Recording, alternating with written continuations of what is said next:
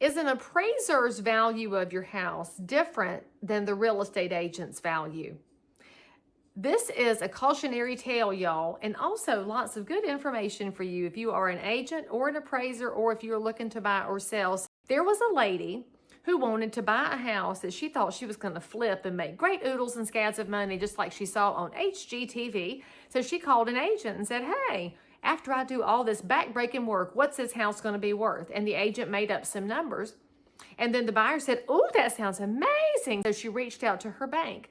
The bank, knowing this was a high-risk loan because you're talking renovations and guesses and future markets, and whoa, the bank said, we're going to have to get an appraisal on this. And so they reached out to an appraisal management company.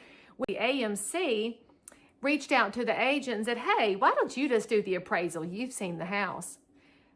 First of all, what? Okay, so yes, the AMC allowed the agent to perform an appraisal without an appraiser's license.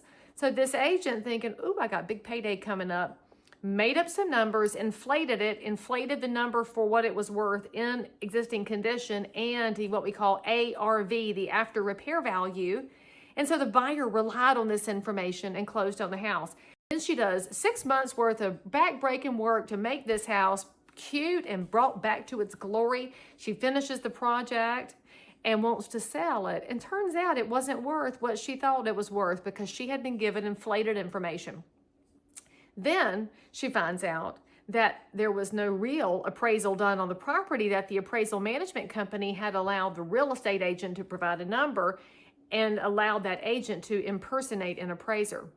So the property was not worth what it should have been worth, and the lady lost a great amount of money. She then did what a lot of savvy people do and called who? The lawyers. And who wins when you call a lawyer?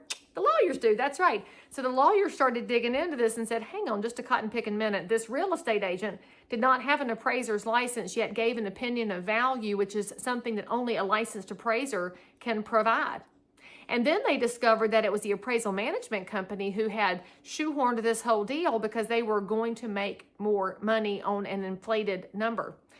At the end of the day, the real estate agent got fined $10,000. Didn't lose their license though.